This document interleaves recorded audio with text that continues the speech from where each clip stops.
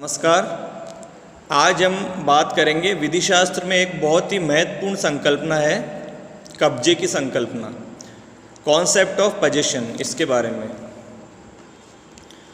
सांपत्तिक अधिकारों के रूप में कब्जे की जो संकल्पना है, कॉन्सेप्ट ऑफ पोजेशन, विधि शास्त्र में एक बहुत ही महत्वपूर्ण स्थान रखती है। बहुत ही इम्पोर्टेंट टॉपिक है ये कब्जा, पोजेशन। इसे आधिपत्य भी कहते हैं। प्राचीन काल से ही विधि शास्त्रियों ने कब्जे को विधिक अधिकार के रूप में मान्यता प्रदान की है। सामान्य अर्थों में कब्जे का तात्पर्य है किसी वस्तु पर भौतिक नियंत्रण होना, यानी किसी वस्तु पर भौतिक नियंत्रण को कब्जा कहा जाता है। जैसा कि हम जानते हैं कि भौतिक वस्तुएं जैसे अन्न हो गया, कपड़ा हो गया, मकान हो गया, ये हमारे जीवन के लिए बहुत आवश्यक है। इसी प्रकार धनोपार्जन, जीविकोपार्जन के लिए काम करना, व्यस्त रहने के लिए कार्य करना, यह भी उतना ही जरूरी है। तो अगर इन भौतिक वस्तुओं पर हमारा कब्जा नहीं होगा तो जीवन यापन करना बहुत ही मुश्किल हो जाएगा, बहुत ही कठिन हो जाएगा। इसलिए सामण्य ने कहा है कि मानव जीवन के लिए भौतिक वस्तुओं पर आधिपत्य यानी कब्जा होना परम आवश्यक है।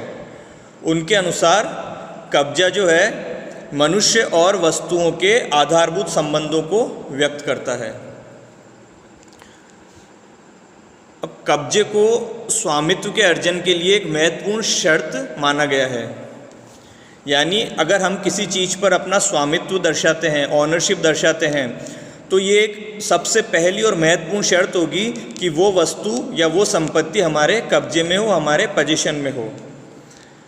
गिरवी संबंधी विधि को देखें तो जो लॉ रिलेटेड टू प्लेज जो है, उसके अंतर्गत गिरवी रखी गई जो वस्तु है उस पर ऋणदाता का जो कब्जा है वो स्वामित्व विहीन कब्जे की एक महत्वपूर्ण अनुभूति है, महत्वपूर्ण उदाहरण है। यानी जब कोई वस्तु गिरवी रखी जाती है तो उस पर जो ऋणदाता है यानी जो गिरवी रखता है उसका कब्जा तो होता है, लेकिन उसका स्वामित्व नहीं होता। स्वामित्व होता है जो गिरवी रखता है उसके पास। यानी इसमें दो चीज़ें आती है कि वस्तु पर कब्जा किसका है और वस्तु पर स्वामित्व किसका है। तो जो ऋणी व्यक्ति है जिसने वो वस्तु गिरवी रख के ऋण लिया है, तो कब्जा तो उसका नहीं होता है, स्वामित्व तो उसी ऋणी व्यक्ति का होता है जिसने गिरवी रखकर बदले में ऋण लिया है। तो स्वामित्व तो उसी का है, लेकिन उस पर भौतिक नियंत्रण, उस पर पोजेशन यानी कब्जा किसका होता है? जिसने गिरवी रखकर ऋण दिया है। यानी ऋणदाता का तो होता है स्वामित्व और ऋणी का होता है कब्जा। अब देखें कि कब्जे की प्रकृति क्या है, नेचर ऑफ पोजेशन, और कब्जे को विभिन्न विधिशास्त्रियों ने किस प्रकार डिफाइन किया है, उसका आशय किस प्रकार अपनी अपनी विचारधाराओं के अनुसार अलग अलग बताया है। तो कब्जे की जो संकल्पना है उससे स्वामित्व यानी ऑनरशिप, टाइटल यानी हक, प्रॉपर्टी यानी संपत्ति जैसे जो अधिकार हैं उनको समझने में बहुत सहायता मिलती है। और विधि शास्त्रियों के अनुसार कब्जे में स्वामित्व निर्माण की शर्त निहित होती है। यानी कब्जा जो है स्वामित्व गठित करने की पहली सीढ़ी है, प्रथम शर्त है और आवश्यक शर्त है। किसी स्वामीहीन वस्तु को बोलते हैं रेस नलिस, यानी किसी स्वामीहीन वस्तु को, यानी जिसका कोई स्वामी नहीं है, यदि कोई व्यक्ति अपने कब्जे में ले लेता है तो वह उस वस्तु का वास्तविक और एकमात्र स्वामी माना जाएगा। यानी हमें सड़क पर जैसे कोई लावारिस वस्तु मिल जाती है जिसका कोई स्वामी ज्ञात नहीं है और हम उस वस्तु को ले लेते हैं, अपने भौतिक नियंत्रण में ले लेते हैं, अपने कब्जे में ले लेते हैं, तो उस वस्तु के वास्तविक और एकमात्र स्वामी हम ही माने जाएंगे। इतना ही नहीं, यदि कोई व्यक्ति किसी वस्तु या संपत्ति पर अपना हक सिद्ध नहीं कर पा रहा है, यानी उसके पास ऐसा कोई साक्ष्य नहीं है, ऐसा कोई दस्तावेज नहीं है जिसके आधार पर वो ये सिद्ध कर सके कि ये वस्तु या संपत्ति उसकी है, तो वो केवल इस आधार पर अपने हक को सिद्ध कर सकता है कि वो वस्तु दीर्घकाल से उसके कब्जे में है। यानी दीर्घकालीन कब्जा स्वामित्व दर्शाने के लिए पर्याप्त है। यही कारण है कि बेंथम ने कब्जे के बारे में यह कहा है कि किसी संपत्ति पर कब्जाधारी का वास्तविक कब्जा उसे संपत्ति पर हक दिलाता है, और जब तक कोई अन्य व्यक्ति उस पर उस व्यक्ति से बेहतर हक स्थापित नहीं कर देता, कब्जाधारी व्यक्ति ही उस संपत्ति का स्वामी बना रहेगा। अब यदि किसी की भूमि पर किसी व्यक्ति ने कब्जा कर लिया है, तो वो व्यक्ति अपनी भूमि पर वापस कब्जा प्राप्त करने के लिए जो उपचार की मांग करेगा उसे आधिपत्यात्मक उपचार, पजेसरी रेमेडी कहा जाता है। अब एक लाइन आती है कि विधि के अंतर्गत कब्जे को स्वामित्व का प्रथम दृष्टया साक्ष्य माना गया है। एग्जाम में लाइन पूछ ली जाती है, लाइन देकर ये पूछ लिया जाता है कि कब्जा स्वामित्व का प्रथम दृष्टया साक्ष्य है। Position is the prima facie evidence of ownership. विश्लेषण कीजिए या स्पष्ट कीजिए। तो कब्जे को स्वामित्व का प्रथम दृष्टया, यानी अगर किसी व्यक्ति का किसी संपत्ति पर कब्जा है तो कानून पहली दृष्टि में यही मानेगा कि वही व्यक्ति उस संपत्ति का या उस वस्तु का स्वामी है। यदि कोई व्यक्ति किसी व्यक्ति के कब्जे में दखल देता है तो उसे उस संपत्ति पर अपना बेहतर हक सिद्ध करना होगा, या उस कब्जाधारी व्यक्ति के अधिकार से प्रबल अधिकार सिद्ध करना होगा। उस व्यक्ति को यह सिद्ध करना होगा कि जो व्यक्ति उस वस्तु या संपत्ति पर कब्जा धारित किए हुए हैं उससे अधिक अधिकार, साक्ष्य, कोई डॉक्यूमेंट्स उस व्यक्ति के पास है जो अपना कब्जा उस व्यक्ति के विरुद्ध साबित करना चाहता है। यदि वो दूसरा व्यक्ति ऐसा सिद्ध नहीं कर पाएगा तो जिस व्यक्ति ने कब्जा उस वस्तु या संपत्ति पर बनाए रखा है वो ही व्यक्ति उस वस्तु या संपत्ति का स्वामी माना जाएगा। इतना ही नहीं, एक और बात है कि किसी व्यक्ति के कब्जे में दखल देना कानूनी अपकार है, तथा जो अपकारित व्यक्ति है, यानी जिस व्यक्ति ने कब्जे में दखल दिया है वो यह दलील नहीं दे सकता कि जिस व्यक्ति का संपत्ति पर कब्जा है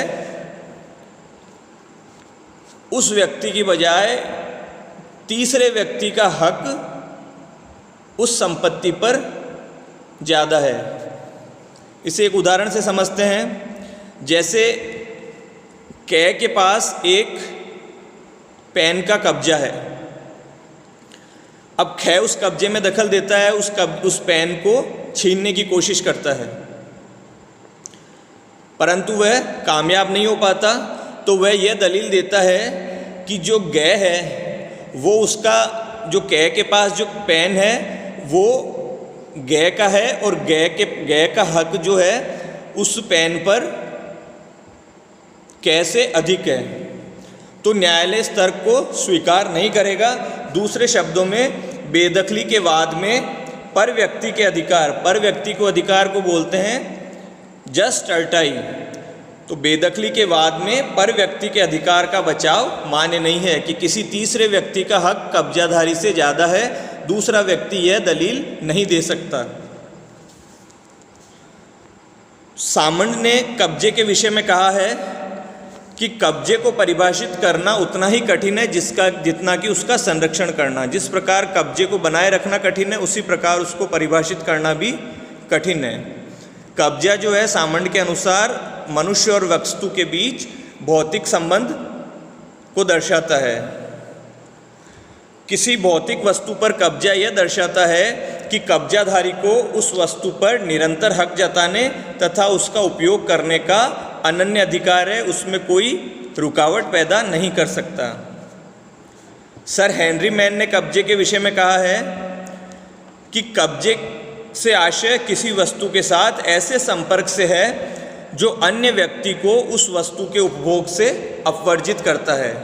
इस प्रकार कब्जे में इच्छानुसार भौतिक संपर्क के पुनर्ग्रहण की क्षमता होती है या उसका तत्व विद्यमान रहता है। अलग अलग विधिशास्त्रियों ने इस शब्द का प्रयोग अलग अलग अर्थों में किया है। जैसे पॉलक ने कब्जे को भौतिक नियंत्रण के रूप में परिभाषित किया है। सामंड के अनुसार किसी व्यक्ति और वस्तु के बीच में जो निरंतर संबंध रहता है उसे ही कब्जा कहते हैं। इस प्रकार सामंड के अनुसार भौतिक वस्तु पर कब्जे से आशय है कि संसार का कोई भी व्यक्ति उस वस्तु पर कब्जाधारी के विरुद्ध अधिकार नहीं रखता है, और इस प्रकार सामंड ने कब्जे को वस्तु से संबंधित माना है, ना कि अधिकार से। प्रोफेसर जकारिया के अनुसार कब्जा किसी वस्तु और व्यक्ति के बीच में ऐसा संबंध है जो यह दर्शाता है कि वह व्यक्ति उस वस्तु को धारण करने का आशय रखता है तथा उसके वहन की क्षमता भी रखता है। तो जकारिया के अनुसार व्यक्ति किसी वस्तु को धारण करने का आशय रखता है और वहन की क्षमता भी रखता है, यानी डिस्पोज ऑफ भी करने का पावर रखता है। प्रोफेसर डायस कहते हैं कि प्रारंभिक काल में जो प्रारंभिक विचारधारा थी विधिशास्त्रियों की, उसके अनुसार कब्जे से आशय केवल वस्तु पर जो भौतिक नियंत्रण था उससे ही था, और वस्तु के कब्जे से संबंधित लाभ केवल उसी व्यक्ति को मिल सकते थे जिसका उस वस्तु पर कब्जा होता है। परंतु जैसे जैसे विधि का विकास होता गया, यह आवश्यक समझा जाने लगा कि अनेक दशाओं में व्यक्ति को ऐसे कब्जे का लाभ भी मिलना चाहिए जिसका उस वस्तु पर भौतिक नियंत्रण नहीं है। तो इस प्रकार कब्जे को अभिरक्षा से भिन्न माना जाने लगा। कब्जे को जो भौतिक नियंत्रण से अलग करने के फलस्वरूप इसकी व्याख्या में पर्याप्त नमनशीलता आई है, जिसका विधिशास्त्रियों ने खुलकर प्रयोग किया है।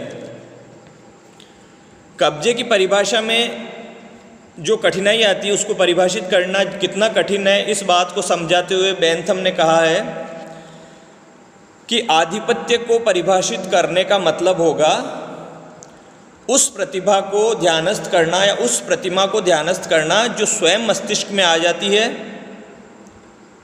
जब दो पक्षकारों के बीच में यह निर्णित करना आवश्यक हो जाता है कि कौन वस्तु कब्जे में है और कौन नहीं। विधि में कब्जे को परिभाषित करना उसी प्रकार कठिन है जैसे ज्यामिति में गोलाई की अवधारणा को परिभाषित करना। पूर्ण गोलाई की ना तो कोई परिभाषा दी जा सकती है और ना ही हो सकती है। प्रयोजन विशेष के लिए यानी किसी उद्देश्य की पूर्ति के लिए गोल वस्तु को हम गोल कह सकते हैं। पूर्ण रूप से गोलाई क्या है इसको समझाना और परिभाषित करना अत्यंत ही कठिन है। जैसे पिंग पोंग बॉल जो है व्यावहारिक प्रयोजनों के लिए उसको गोल मान लिया जाता है जबकि वो पूर्ण गोल नहीं हो सकती। ठीक इसी प्रकार से वैध कब्जे को पूर्णतः पर्याप्त ढंग से परिभाषित नहीं किया जा सकता है, लेकिन व्यावहारिक प्रयोजनों के लिए न्यायालयों के मार्गदर्शन के निमित्त कुछ शर्त और नियम निर्धारित किए जा सकते हैं। इस प्रकार बेंथम के इस कथन से, इस उदाहरण से और इन वाक्यांशों से ये संकेत मिलता है कि कब्जे को परिभाषित करना बहुत कठिन कार्य है। प्रोफेसर हॉलैंड ने एक अलग ही तरीके से कब्जे को परिभाषित किया है। उनके अनुसार कब्जा एक प्रकार का अधिकार होता है जिसका प्रयोग मनुष्य दूसरे के कार्यों पर नियंत्रण करने के लिए राज्य की सहायता और सहमति से करता है।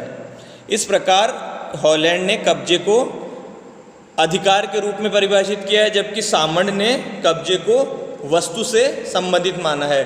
तो कंपटीशन एग्ज़ाम में ये पूछा जा सकता है कि कब्जे को वस्तु से संबंधित माना है तो वो है सामंड, और कब्जे को अधिकार से संबंधित माना है तो वो है हॉलैंड। इहरिंग जो है वे कब्जे को विधि द्वारा संरक्षित हित मानते हैं। यह स्वयं में एक अधिकार होता है। कब्जे के अतिक्रमण के खिलाफ जो व्यक्ति उसके अतिक्रमण करता है उसके खिलाफ दावा किया जा सकता है। यह स्वत्व यानी टाइटल, स्वामित्व यानी ऑनरशिप इनका आधार होता है। चीफ जस्टिस केंथन हुए, उन्होंने एक वाद में निर्णय के दौरान कब्जे की ओर संकेत करते हुए कहा है कि कोई भी कब्जा अपकारकर्ता के विरुद्ध विधिक कब्जा होता है। इस प्रकार हम देखते हैं कि विभिन्न विधिशास्त्रियों ने कब्जे का विभिन्न आशयों से प्रयोग किया है और कब्जे की अवधारणा को, कब्जे की परिभाषा को स्पष्ट करना या कब्जे को परिभाषित करना बहुत ही कठिन कार्य है। फिर भी विभिन्न विधिशास्त्रियों ने अपने अपने ढंग से कब्जे को परिभाषित यानी डिफाइन करने का प्रयास किया है। धन्यवाद। जय हिंद।